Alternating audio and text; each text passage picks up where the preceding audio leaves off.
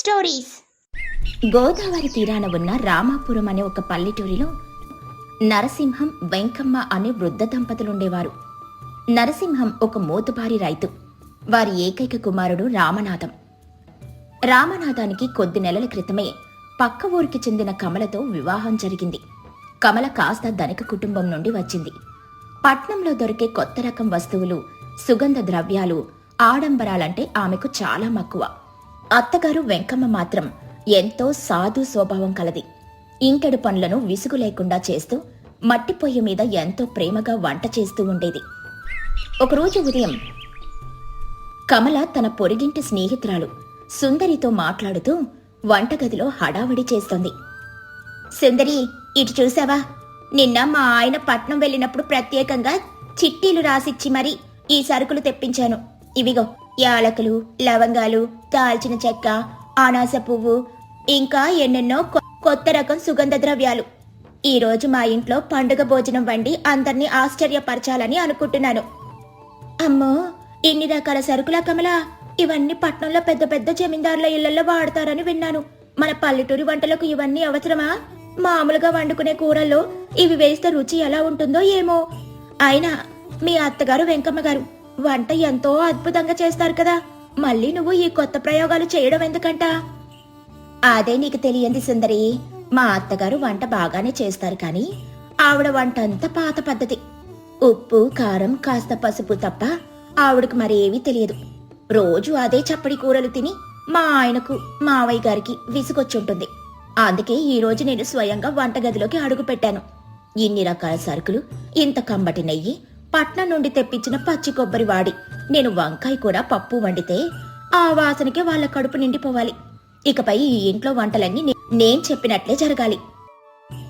నీ ఇష్టంలే కమల. నీ ఉత్సాహం చూస్తుంటే నాకే నోరూరుతుంది. జాగ్రత్తగా వండు, మరి నేను వెళ్ళి మా ఇంట్లో పనులు చూసుకుంటాను. సుందరి వెళ్లిన తర్వాత కమల పొయ్యి రాజేసి ఒక పెద్ద ఇత్తడి గిన్నె పెట్టి వంట మొదలుపెట్టింది. వంటగదంతా ఘాటైన వాసన వ్యాపించింది.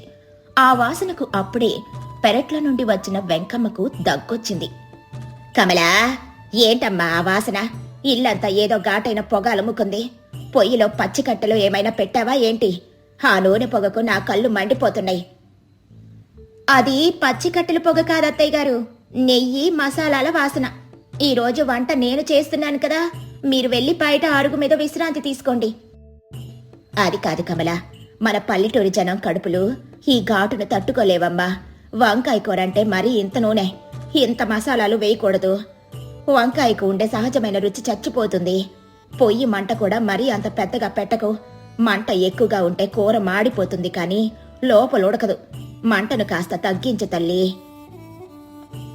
కమల కాస్త విసుగ్గా, అత్తయ్య గారు, మీకు ఈ కాలం వంటల గురించి అసలేం తెలీదు. పట్నంలో అందరూ ఇలాగే వండుతారు. మంట పెద్దగా పెడితేనే త్వరగా ఉడుకుతుంది, సమయం ఆదా అవుతుంది. మీరు దయచేసి బయట కూర్చోండి, నేనంతా చూసుకుంటాను కదా. సరేనమ్మా, నీ ఇష్టం. పొయ్యి దగ్గర మరీ జాగ్రత్త, చేతులు కాల్చుకోకు. వెంకమ్మ ఏమీ అనకుండా బయటకెళ్లిపోయింది. కమల ఎంతో శ్రమపడి రకరకాల పొడులు దంచి కూరలో కలిపింది. మధ్యాహ్నమయ్యింది. నరసింహం, రామనాథం పొలం నుండి అలసిపోయి ఆకలితో ఇంటికొచ్చారు. కమల ఎంతో ఆనందంగా వారికి పెద్ద విస్తరాకులు పరిచి భోజనం వడ్డించింది. ఏమిటి కమలా, ఈరోజు ఇల్లంతా గుమగుమలాడిపోతుంది. మాకోసం ఏదో పెద్ద విందు భోజనం సిద్ధం చేసినట్లున్నావు. అవును మావయ్య గారు, ఈరోజు వంటంతా నేనే దగ్గరుండి చేశాను. పట్నం నుండి తెప్పించిన సరుకులతో వంకాయ కూర వండాను. తినండి, రుచి ఎలా ఉందో చెప్పండి. నరసింహం ఆశగా ఒక ముద్ద కలుపుకొని నోట్లో పెట్టుకున్నాడు. పెట్టుకున్న మరుక్షణమే ఆయన ముఖం కందిపోయింది. గొంతులో ఘాటు తట్టుకోలేక పైకి దగ్గడం మొదలుపెట్టాడు. నాన్నగారు, ఏమైంది? ఎందుకలా దగ్గుతున్నారు? కమల, త్వరగా ఆ లోటాలో మంచినీళ్లు తీసుకురా. నరసింహం నీళ్లు తాగి తేరుకొని, ఏం లేదురా రామనాథం, గొంతులో ఏదో పొల మారింది అంతే. కమల, కూర బాగానే ఉంది, కానీ నా వయసుకి కారం, ఈ మసాలాలు కాస్త ఎక్కువేమో అనిపిస్తుంది. కడుపులో ఒక్కసారిగా మంట మొదలైంది. నాకు కొంచెం మజ్జిగ అన్నం పెట్టమ్మా చాలు. కమల నిరాశగా, అదేమిటి మావయ్య గారు, అంత కష్టపడి వండాను, ఒక్క ముద్ద తిని వద్దంటున్నారు? పట్నంలో అందరూ ఇలాగే తింటారు. నాన్నగారు చెప్పింది నిజమే కమల. కూరలో ఉప్పు, కారం, ఆ మసాలాలు ఘాటు తప్ప వంకాయ కూర రుచి ఎక్కడా దొరకడం లేదు. నూనె కూడా విస్తరాకంత పారుతుంది. మన పల్లెటూరి శరీరాలకు పొలంలో కష్టపడే మాకు ఇలాంటి రాజభోజనాలు అరగవు. నువ్వు బాధపడతావని నాన్నగారు మెల్లగా చెప్పారు, కానీ నిజానికి ఈ కూర తినడం చాలా కష్టంగా ఉంది. వెంకమ్మ లోపల నుండి వచ్చి, ఏంటయ్యా ఆ గొడవ? పిల్ల ఎంతో ఆశగా వండింది కదా, అలా అంటారేమిటి? కమల, నువ్వు బాధపడకమ్మా. వాళ్ళకెప్పుడూ నా చప్పిడి కూరలు తిని అలవాటైపోయింది. అందుకే నీ కొత్త వంట వాళ్లకు మింగుడు పడడం లేదు. నేను ఉదయం కొంచెం పెసరపప్పు వండాను, అది వడ్డించు తల్లి. ఆ రోజు భోజనం ఎవరూ సరిగ్గా తినలేదు. కమల మనసులో చాలా బాధపడింది.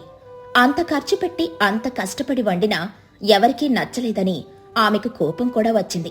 ఆ రాత్రి కమల నిద్రపోకుండా ఆలోచిస్తూనే ఉంది. మరుసటి రోజు ఉదయం వంటగదిలోనికి వచ్చింది. కమలా, నిన్న నువ్వు రోజంతా వంటగదిలో ఉండి బాగా అలసిపోయావు. ఈ రోజు పొయ్యి దగ్గరకు నువ్వు రావద్దు. వంటంతా నేను చూసుకుంటాను. నువ్వెళ్ళి కూర్చో.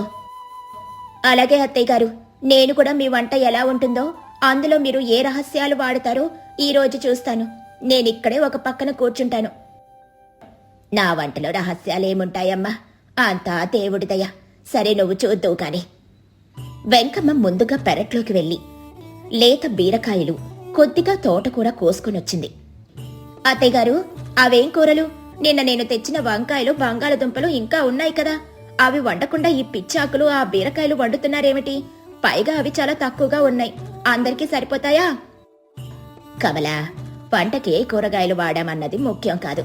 వాటిని ఎంత లేతగా ఉన్నప్పుడు కోసాము, ఎంత శ్రద్ధగా శుభ్రం చేశామన్నదే ముఖ్యం.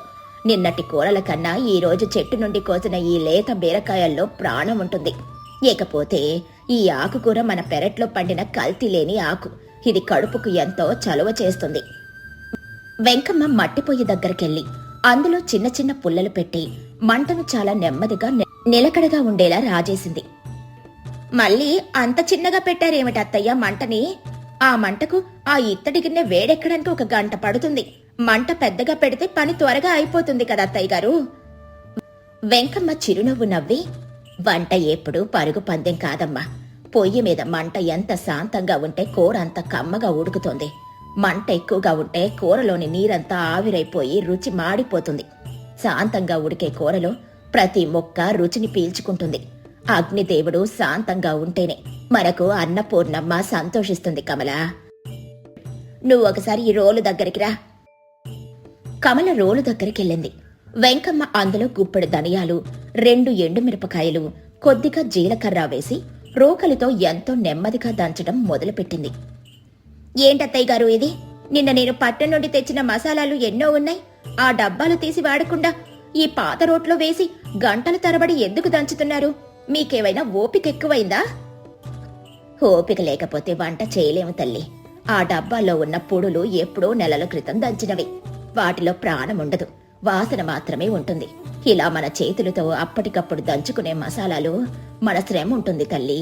ఆ శ్రమ వల్ల వచ్చే కమ్మదనం ఉంటుంది. రోకలితో దంచుతున్నప్పుడు వచ్చే ఆ సువాసన చూసావా? ఇదే అసలైన రుచి. వెంకమ్మ ఆ బీరకాయ ముక్కలను మట్టి మూకుడులో వేసి చాలా కొద్దిగా నూనె పోసి దంచిన పొడిని కలిపి మూత పెట్టింది. ఆకుకూరను ఎంతో జాగ్రత్తగా లేతగా పప్పులో కలిపి ఉడకబెట్టింది. కమల ఇదంతా గమనిస్తూనే ఉంది. వెంకమ్మ ఎక్కడా తొందరపడకుండా తనలో తాను ఏదో దేవుడి పాట పాడుకుంటూ వంట చేస్తుంది. మీరు వంట చేస్తూ పాడుకుంటున్నారేమిటత్తయ్య గారు? వంట చేసేటప్పుడు మన మనసు ఎంత ప్రశాంతంగా ఉంటే ఆ వంట అంత బాగా వస్తుందమ్మా. మన చేతుల ద్వారా మనలోని ఆప్యాయత ఆ అన్నంలోకి చేరుతుంది. మనసులో కోపమో చిరాకో పెట్టుకుని వండితే అది తినేవాళ్ల మనసును కూడా పాడు చేస్తుంది. మధ్యాహ్నమయింది. నరసింహం, రామనాథం మళ్లీ ఆకలితో వచ్చారు. ఈసారి వెంకమ్మ స్వయంగా వడ్డించడానికని వచ్చింది. కమల పక్కనే నిలబడి చూస్తుంది. వాళ్ళు ఆకుకూర పప్పు, బీరకాయ కూరతో అన్నం కలుపుకొని మొదటి ముద్ద నోట్లో పెట్టుకున్నారు. నరసింహం కళ్ళు మూసుకొని ఆనందంగా, ఓహో, ఎన్ని రోజులైంది వెంకమ్మ ఈ రుచి చూసి. అమృతం, అచ్చం అమృతం లాగా ఉంది. నిన్నటి ఘాటు వల్ల నోరంతా పాడైపోయింది. ఇప్పుడు ఈ లేత బీరకాయ కూడా నా కడుపును మనసును రెండింటిని చల్లబరిచింది. కూర ముక్క నోట్లో పెట్టుకుంటే వెన్నలా కరిగిపోతుంది. నిజమే నాన్నగారు, ఈ ఆకుకూర కమ్మదనం ముందు ప్రపంచంలో ఏ రాజభోజనము సరిపోదు. అమ్మ చేతి వంటలో ఏదో తెలియని మాయుంది. కడుపు నిండినా కూడా మనసు నిండడం లేదమ్మా.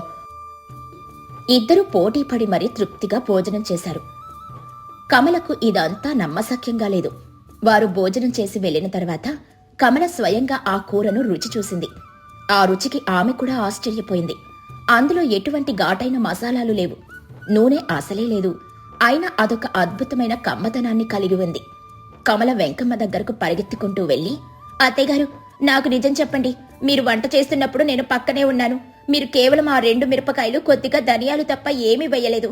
కానీ ఆ కూర అంత అద్భుతంగా ఎలా వచ్చింది? మీరు నా కళ్ళు కప్పి ఏదో మాయా పొడి వేశారు కదూ. ఆ రహస్యం ఏమిటో దయచేసి నాకు చెప్పండి. నేనెన్ని 100 రూపాయలు ఖర్చు పెట్టినా నాకు రాని ఆ రుచిని మీరు ఏ ఖర్చు లేకుండా ఎలా తెచ్చారు? పిచ్చి తల్లి, ఇందులో నేను దాచిన రహస్యం ఏమీ లేదు. వంట అనేది ఒక గారడీ కాదు. అందులో వేయడానికి నా దగ్గర మాయా పొడులు కూడా లేవు. సరుకుల వల్ల రుచి వస్తుందనుకోవడం పెద్ద అపోహ. మరి దేనివల్ల వస్తుంది అత్తయ్య గారు? నాకైతే ఏమీ అర్థం కావడం లేదు. నిన్న నేను అన్ని రకాల సరుకులు వేశాను కదా. నువ్వు వంటగదిలోకి వెళ్లేటప్పుడు పట్నం నుండి తెచ్చిన ఖరీదైన సుగంధ ద్రవ్యాలు తీసుకునెళ్ళావు. కానీ నేను వంటగదిలోకి వెళ్లేటప్పుడు నా భర్త, నా కొడుకు మీద ఉన్న ఎనలేని ప్రేమను తీసుకెళ్లాను. అదే మన ఇద్దరి వంటకు మధ్య ఉన్న వ్యత్యాసం కమల. కమల ఆలోచనలో పడి, ప్రేమనా? వంటకు ప్రేమకు సంబంధం ఏంటి అత్తయ్య గారు? చాలా సంబంధం ఉంది తల్లి. నువ్వు వంట చేస్తున్నప్పుడు నీ దృష్టంతా నీ వంట గొప్పతనం అందరికీ తెలియాలి, అందరూ నిన్ను మెచ్చుకోవాలి అన్న అహంకారం మీద ఉంది. అందుకే మంటను పెంచావు, తొందరపడ్డావు, మసాలాలు ఎక్కువగా దట్టించావు. కానీ నేను వంట చేసేటప్పుడు నా కుటుంబం ఆరోగ్యంగా ఉండాలి, వాళ్ళు తృప్తిగా తినాలి అన్న వాత్సల్యంతో చేశాను. అందుకే మంటను తగ్గించి ఓపికగా వండాను. వాళ్ళ కడుపుకు సరిపడేంత వరకే ఉప్పు, కారాలు వేశాను. వంట అనేది కడుపు నింపేది కాదు కమల, మనసును నింపేది. నువ్వు ఎంత ఖరీదైన సరుకులు వాడినా అందులో ఓపిక, ప్రేమ లేకపోతే అది కేవలం ముద్దగా మిగిలిపోతుంది. అదే నువ్వు ప్రేమను, ఓపికను జోడించి ఉడికిస్తే అది అమృతంలా మారుతుంది. కమల కళ్ళు చెమ్మగిల్లాయి. తన అహంకారం, తన తొందరపాటు, పట్నం వస్తువుల మీద ఉన్న మోజు అన్నీ ఆమెకు అర్థమయ్యాయి. తన అత్తగారి అనుభవం ముందు తాను ఎంత చిన్నదో గ్రహించింది. నన్ను క్షమించండి అత్తయ్య గారు. పట్నం వస్తువుల మోజులో పడి వంటలో ఉండాల్సిన అసలైన ప్రాణం ఏమిటో నేను మర్చిపోయాను. నా అహంకారం నా వంటను చెడగొట్టింది. మీరే నాకు సరైన గురువు. దయచేసి ఇక నుండి ఆ రోకలు ఎలా పట్టుకోవాలో, ఆ మంటను ఎలా చూసుకోవాలో, ఆ ఓపికను ఎలా పెంచుకోవాలో మీరే నాకు నేర్పించండి. ప్రేమతో వంట చేయడం ఎలాగో నేను మీ దగ్గరే నేర్చుకుంటాను. నువ్వు చాలా మంచిదానివి కమల. తప్పు తెలుసుకోవడమే పెద్ద చదువు. రేపటి నుండి మనమిద్దరం కలిసే వంట చేద్దాం. నీ ఉత్సాహానికి నా ఓపిక తోడైతే ఈ ఇంటికిక ప్రతిరోజు పండుగే. ఆ రోజుటి నుండి కమల పూర్తిగా మారిపోయింది. పట్నం సరుకుల మోజు వదిలిపెట్టింది. అత్తగారి పక్కన నిలబడి ప్రతి పని ఎంతో శ్రద్ధగా, ఓపికగా నేర్చుకోవడం మొదలుపెట్టింది. కొన్ని నెలలకి కమల వంట కూడా వెంకమ్మ వంటలాగే అమృతంలా మారింది. ప్రేమతో మరియు ఓపికతో చేసిన పనిలో ప్రాణముంటుంది అన్న గొప్ప సత్యాన్ని కమల తన అత్తగారి ద్వారా నేర్చుకుని తన జీవితాంతం ఆచరించింది. కోటిపల్లి గ్రామంలో ఒక పెంకుటిల్లు. అందులో రామయ్య, సుగుణ దంపతులు, రామయ్య తల్లి పార్వతమ్మ ఉంటారు. పార్వతమ్మకు 80 ఏళ్లు. కీళ్ల నొప్పులు, దగ్గు, ఆయాసంతో మంచం పట్టింది. సుగుణ ఇంటి పనులన్నీ ఒక్కతే చేసుకోవాలి. బావిలో నీళ్లు తోడడం, ఒడ్లు దంచడం, వంట చేయడం, పశువులను చూడడం. ఈ పనుల మధ్యలో అత్తగారికి సేవ చేయడం ఆమెకొక పెద్ద బరువుగా మారింది. సుగుణ పెరట్లో గిన్నెలు తోముతోంది. చేతులు నొప్పులు పుడుతున్నాయి. లోపల గదిలో నుండి పార్వతమ్మ దగ్గు వినిపిస్తోంది. ఆ దగ్గు ఆగడం లేదు. సుగుణ తనలో తాను గొనుక్కుంటూ, అబ్బా, పొద్దున్నే మొదలైంది ఈ సంగీతం. కోడి కోయక ముందే లేచి చాకరీ చేస్తున్నాను. ఒంట్లో ఓపికండడం లేదు. ఆ దగ్గు శబ్దం వింటుంటే నా ప్రాణం విసిగిపోతోంది. దేవుడా, నాకింకా ఈ నరకం ఎన్నాళ్ళు? అంతలో వీధి వైపు నుండి రాములమ్మ వచ్చింది. చేతిలో ఆవకాయ జాడి ఉంది. ఏమై సుగుణ, ఇంకా గిన్నెలు తోముతూనే ఉన్నావా? ఈరోజు మా ఇంట్లో కొత్త ఆవకాయ తీసాం.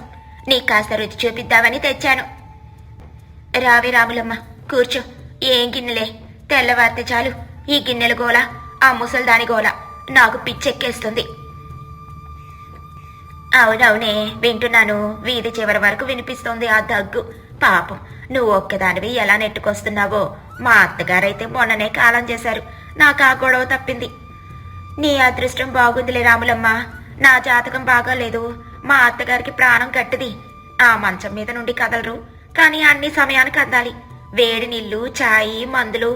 ఒక్క నిమిషం ఆలస్యం అయితే చాలు అమ్మా అమ్మా అని మూలుగుతూ మొదలు పెడతారు. లోపల నుండి పార్వతమ్మ గొంతు వినిపించింది. పార్వతమ్మ నీరసంగా, అమ్మాయి సుగుణా, సుగుణా, విన్నావా? అప్పుడే పిలుపొచ్చింది. ఒక్క క్షణం కూడా నన్ను కూర్చొనివ్వదు. సుగుణ గబగబా చేతులు తుడుచుకుని లోపలికెళ్ళింది. రాములమ్మ కూడా వెనకాలే వెళ్ళింది. మంచం మీద ముడుచుకుని పడుకుని ఉంది పార్వతమ్మ. సుగుణ గట్టిగా, ఏంటత్తయ్యా, ఎందుకలా అరుస్తున్నావు? బయట గిన్నెలు తోముతున్నానని తెలీదా?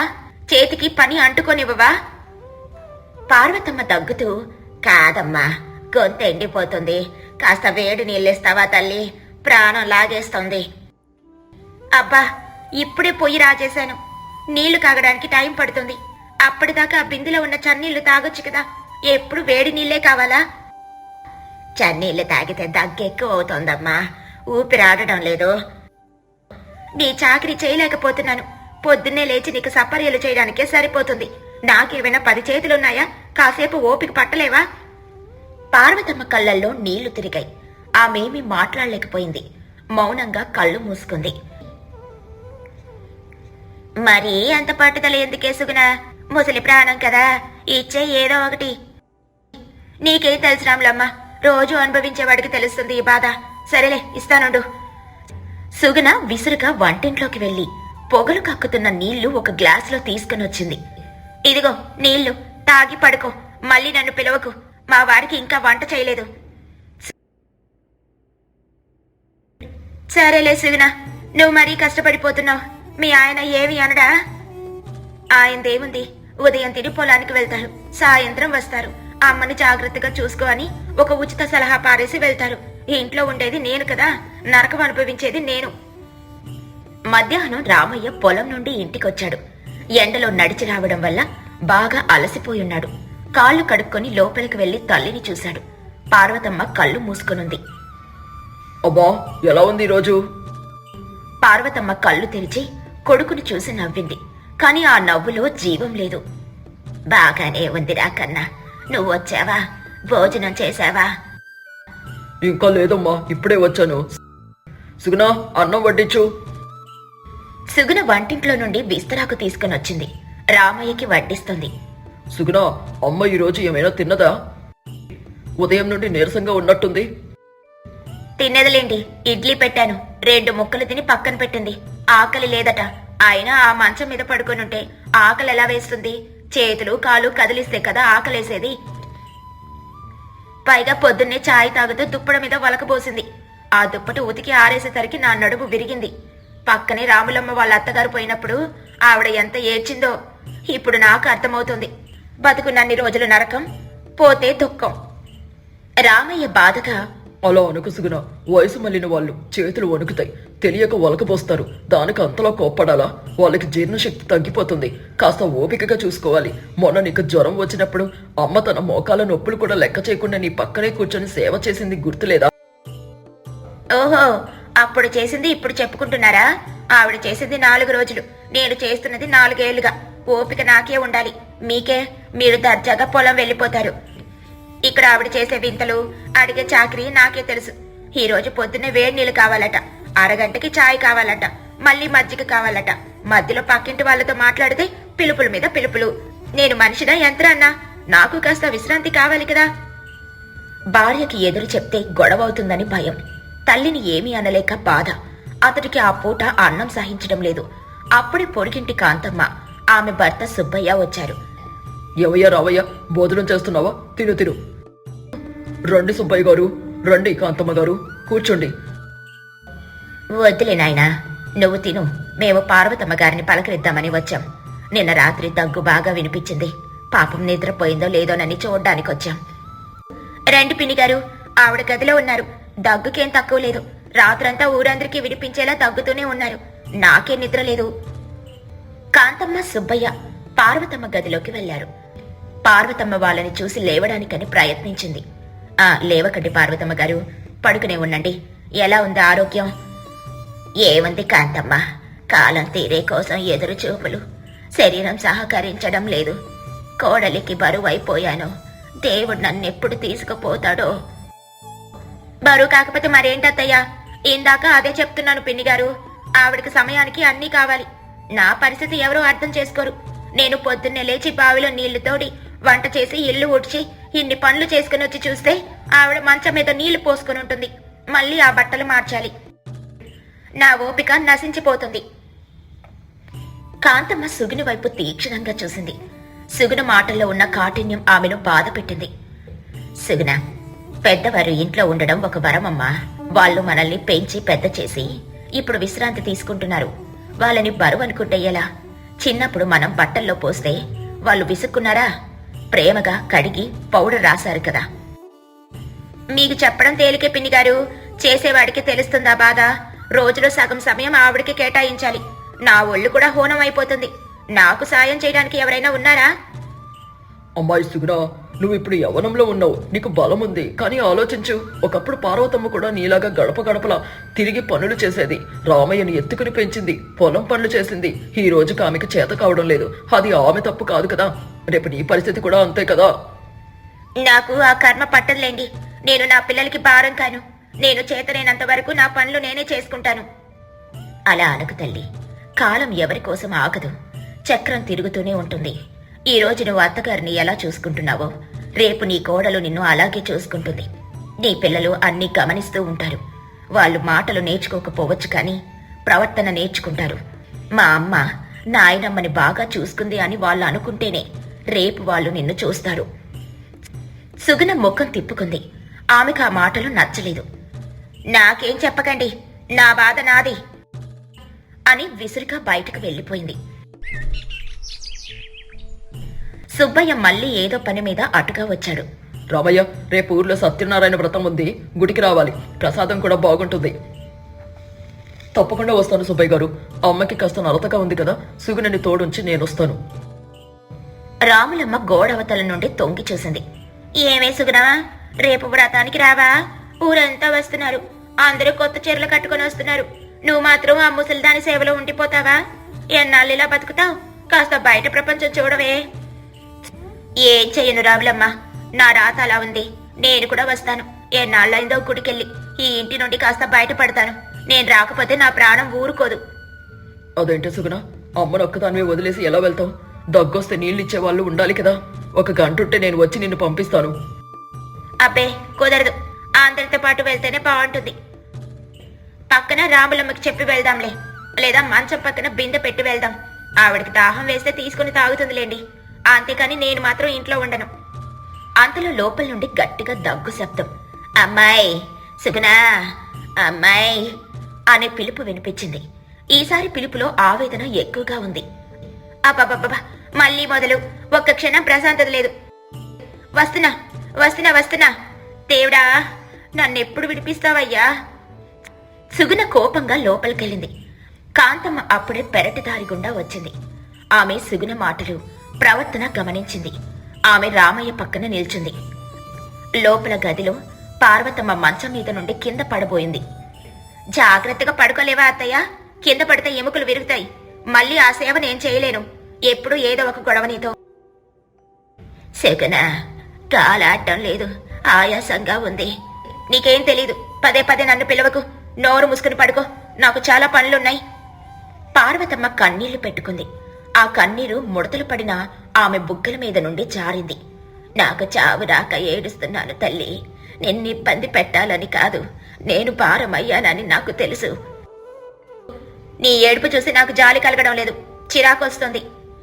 సుగుణ నీళ్లు మందు ఇచ్చి బయటికి రాబోయింది. గుమ్మం దగ్గర కాంతమ్మ నిల్చునుంది. సుగుణ ఉలిక్కి పడింది. రామయ్య, సుబ్బయ్య కూడా అక్కడే ఉన్నారు. కాంతమ్మ ముఖం గంభీరంగా ఉంది. సుగుణ, నీకొక కథ చెప్తాను, విను. శ్రద్ధగా విను. మా ఊర్లో ఒక ఆవిడుండేది. ఆమె తన అత్తగారిని చాలా హీనంగా చూసేది. సరిగ్గా నీలాగే విసుక్కునేది. అన్నం పెట్టేది కాదు, మంచినీళ్లు కూడా ఇచ్చేది కాదు. ఆమెకి ఒక కొడుకున్నాడు. వాడిదంతా గమనిస్తూ ఉండేవాడు. ఒకరోజు ఆవిడ తన అత్తగారికి పగిలిపోయిన మట్టి పాత్రలో అన్నం పెట్టింది. నీకు స్టీల్ కంచం ఎందుకు? నీ వణికే చేతులతో పగలగొడతావని తిట్టింది.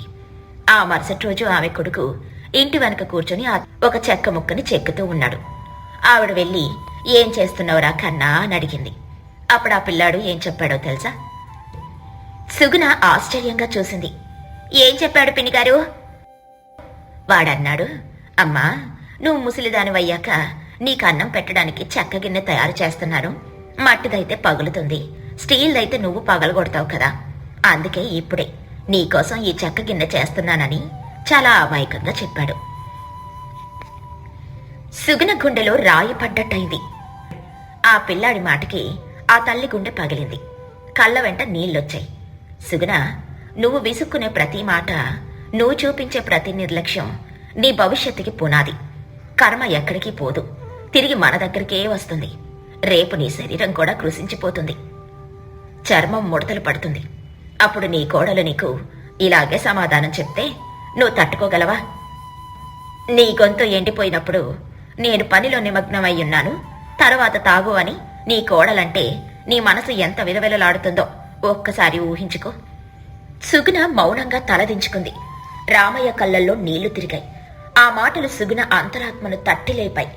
ఇన్నాళ్ళు తను అత్తగారిని మనిషిగా చూడలేదు, ఒక సమస్యగా చూసింది.